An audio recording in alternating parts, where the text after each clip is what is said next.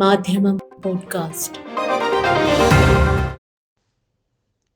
Editorial 2025 August 26 ചൊവ്വ. ഹിന്ദുത്വയുടെ അജണ്ടകൾ യാഥാർത്ഥ്യമായിക്കൊണ്ടിരിക്കുന്നത് parliament വഴി മാത്രമല്ല, അതിലേറെ വേഗത്തിൽ സംസ്ഥാന നിയമസഭകളിലൂടെയാണെന്ന് ചൂണ്ടിക്കാട്ടുകയാണ് ഇന്നത്തെ എഡിറ്റോറിയൽ. ഉത്തരാഖണ്ഡിലെ ഹിന്ദുത്വ പരീക്ഷണങ്ങൾ. കേന്ദ്ര ഭരണത്തിന്റെ തണലിൽ മുഖ്യമന്ത്രി ഹിമന്ത ബിശ്വ ശർമ്മയുടെ നേതൃത്വത്തിൽ അസമിൽ നടന്നുകൊണ്ടിരിക്കുന്ന ന്യൂനപക്ഷ വേട്ടയുടെ കഥകൾ ഓരോ ദിവസവും പുറത്തു വന്നുകൊണ്ടിരിക്കുകയാണ്. വടക്കു കിഴക്കൻ ഇന്ത്യയിലെ ഹിന്ദുത്വയുടെ പരീക്ഷണശാലയാണ് അസം എന്ന് പറഞ്ഞാലും തെറ്റില്ല. 2016 അവിടെ ആദ്യമായൊരു BJP സർക്കാർ അധികാരത്തിൽ വന്നതു മുതൽ തുടങ്ങിയ പരീക്ഷണങ്ങൾ 2021 പാർട്ടിക്ക് രണ്ടാമൂഴം ലഭിച്ചതോടെ ശക്തിപ്പെട്ടു. ഹിന്ദുത്വയുടെ വിദ്വേഷ പ്രസംഗങ്ങൾക്ക് പേരുകേട്ട ഹിമന്ത മുഖ്യമന്ത്രി കൂടി ആയതോടെ അതുവരെയുള്ള വിഷം പുരണ്ട പ്രസ്താവനകളെല്ലാം യാഥാർത്ഥ്യമായി തുടങ്ങി. മുസ്ലിം ന്യൂനപക്ഷങ്ങളെയും ബംഗാളി ഭാഷ സംസാരിക്കുന്നവരെയുമെല്ലാം നുഴഞ്ഞുകയറ്റക്കാർ എന്ന മുദ്രകുത്തി നാടുകടത്താനുള്ള നീക്കം ആരംഭിച്ചു. അനധികൃത കയ്യേറ്റമെന്ന് ആരോപിച്ച് ലക്ഷത്തോളം ന്യൂനപക്ഷ വിഭാഗങ്ങളെ കുടിയിറക്കി. ലക്ഷക്കണക്കിന് ആളുകളുടെ പൗരത്വം ചോദ്യനിഴലിൽ നിർത്തി. സംസ്ഥാന ജനസംഖ്യയുടെ ഏതാണ്ട് 30% വരുന്ന മുസ്ലിം ന്യൂനപക്ഷ വിഭാഗങ്ങളെ അരക്ഷിതരാക്കാൻ ഇത്തരം നടപടികളിലൂടെ സർക്കാരിന് സാധിച്ചിട്ടുണ്ട്. സമാനമായ നടപടികൾ വടക്കൻ സംസ്ഥാനമായ ഉത്തരാഖണ്ഡിൽ നിന്നും കേൾക്കുന്നു. അവിടെയും BJP സർക്കാരിന് രണ്ടാം ഊഴമാണ്.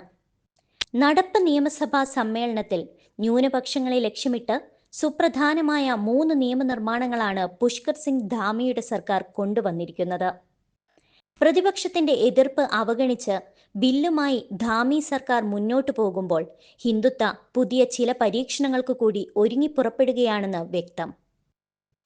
2018 ഫ്രീഡം ഓഫ് റിലീജിയൻ ആക്ട് എന്ന പേരിൽ കൊണ്ടുവന്ന മതപരിവർത്തന നിരോധന നിയമം കൂടുതൽ വ്യവസ്ഥകൾ ഉൾപ്പെടുത്തിയും ശിക്ഷ കടുപ്പിച്ചും ഭേദഗതി ചെയ്തതാണ് ഉത്തരാഖണ്ഡ് സർക്കാരിന്റെ ആദ്യ നീക്കം.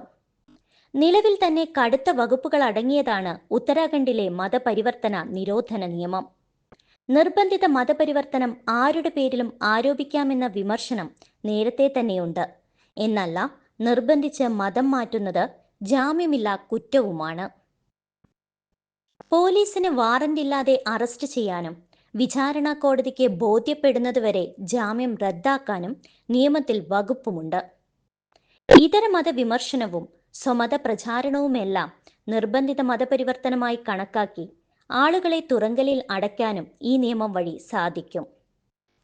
നേരത്തെ നിർബന്ധിത മതപരിവർത്തനത്തിന് 10 വർഷം തടവും 50,000 രൂപ പിഴയുമായിരുന്നു ശിക്ഷയെങ്കിൽ ഭേദഗതി പ്രകാരം അത് ജീവപര്യന്തം തടവും 10 ലക്ഷം രൂപ പിഴയുമായി ഉയർത്തി. സൗജന്യ വിദ്യാഭ്യാസം, സമ്മാനം, ജോലി തുടങ്ങിയവ ഏതെങ്കിലും ഒരു വ്യക്തിയോ സംഘടനയോ വാഗ്ദാനം ചെയ്താൽ പോലും ഇനി മുതൽ അത് മതപരിവർത്തന ശ്രമത്തിന്റെ ഭാഗമായി കണക്കാക്കാം. ഇതിന്റെ അപകടം എന്തെന്ന് വ്യക്തം. നിർബന്ധ മതപരിവർത്തനം ആരോപിച്ച് ആരെ വേണമെങ്കിലും അധികാരികൾക്ക് ആജീവനാന്തം തടവിലാക്കാം. കഴിഞ്ഞ ബുധനാഴ്ച നിയമസഭ പാസാക്കിയ ന്യൂനപക്ഷ വിദ്യാഭ്യാസ ബിൽ ആണ് BJP സർക്കാരിന്റെ മറ്റൊരു ആയുധം. സംസ്ഥാനത്തെ 17% വരുന്ന വിവിധ ന്യൂനപക്ഷ മതവിഭാഗക്കാർ നടത്തുന്ന മതവിദ്യാഭ്യാസ സ്ഥാപനങ്ങൾ നിയന്ത്രിക്കുന്നതിനായി പ്രത്യേക സമിതിയെ ചുമതലപ്പെടുത്തുന്നതാണ് ഈ ബിൽ. എത്രത്തോളം എന്നാൽ പ്രസ്തുത സ്ഥാപനങ്ങളുടെ സിലബസ് ഉൾപ്പെടെയുള്ള കാര്യങ്ങളിൽ അന്തിമ തീരുമാനം കൈക്കൊള്ളുക ഈ സമിതിയായിരിക്കും. ബിൽ നിലവിൽ വന്നതോടെ മദ്രസ ബോർഡുകളടക്കം ഇല്ലാതാവുകയും ചെയ്തു. ഇതിനകം തന്നെ ഉത്തരാഖണ്ഡിലെ പല മദ്രസകളും അസം മോഡലിൽ പൊളിച്ചുമാറ്റിയ സർക്കാർ ഇപ്പോൾ മദ്രസകൾ അടക്കമുള്ള ന്യൂനപക്ഷ സ്ഥാപനങ്ങളുടെ മേൽ പച്ചയായ കയ്യേറ്റം പ്രഖ്യാപിച്ചിരിക്കുകയാണ്. ഏക സിവിൽ കോഡ് നിലനിൽക്കുന്ന സംസ്ഥാനമാണ് ഉത്തരാഖണ്ഡ്. ഈ നിയമസഭാ സമ്മേളനത്തിൽ പ്രസ്തുത നിയമത്തിലും സർക്കാർ ഭേദഗതി വരുത്തി. നിയമവിരുദ്ധമായ ലിവിംഗ് ടുഗദർ ബന്ധങ്ങൾക്ക് ശിക്ഷ കടുപ്പിച്ചതോടൊപ്പം വിവാഹ രജിസ്ട്രേഷൻ റദ്ദാക്കാൻ സർക്കാരിന് പ്രത്യേക അവകാശവും നൽകി. ഈ 3 നിയമനിർമ്മാണങ്ങളും ആത്യന്തികമായി ലക്ഷ്യമിടുന്നത് ന്യൂനപക്ഷ വേട്ടയാണ്. അസമിലും മറ്റും കേട്ടുകൊണ്ടിരിക്കുന്ന അതേ ഭരണകൂട യുക്തി തന്നെയാണ് ഇവിടെയും പ്രയോഗിക്കുന്നത്. ന്യൂനപക്ഷങ്ങളുടെ ജനസംഖ്യാ വിസ്ഫോടനം, ലാൻഡ് ജിഹാദ്, നുഴഞ്ഞുകയറ്റം തുടങ്ങിയ പ്രയോഗങ്ങളിലൂടെ ഭൂരിപക്ഷ മതവിഭാഗങ്ങളിൽ ഭീതിയും വെറുപ്പും ഉൽപ്പാദിപ്പിച്ച് ഹിന്ദുത്വയുടെ വളർച്ചയ്ക്ക് ആക്കം കൂട്ടുകയാണ് ഉത്തരാഖണ്ഡ് സർക്കാരും. മൂന്നാം ഊഴം ലഭിച്ചാൽ ഏക സിവിൽ കോഡ് ഉൾപ്പെടെയുള്ള നടപടികളിലേക്ക് നീങ്ങുമെന്നായിരുന്നല്ലോ 2024 മുമ്പ് തന്നെ നരേന്ദ്രമോദി അടക്കമുള്ള നേതാക്കൾ പറഞ്ഞിരുന്നത്. എന്നാൽ ഭരണഘടനാ ഭേദഗതിക്ക് ആവശ്യമായ 2/3 ഭൂരിപക്ഷം BJPക്ക് കിട്ടിയില്ലെന്ന് മാത്രമല്ല, ഭരണം നിലനിർത്താൻ സഖ്യകക്ഷികളുടെ പിന്തുണ ആവശ്യമായി വരികയും ചെയ്തു. ഹിന്ദുത്വയുടെ പ്രഖ്യാപിത അജണ്ടയിലേക്ക് കേന്ദ്ര സർക്കാരിന് പ്രവേശിക്കാൻ ഈ കക്ഷിനില മാത്രമാണിപ്പോൾ തടസ്സം.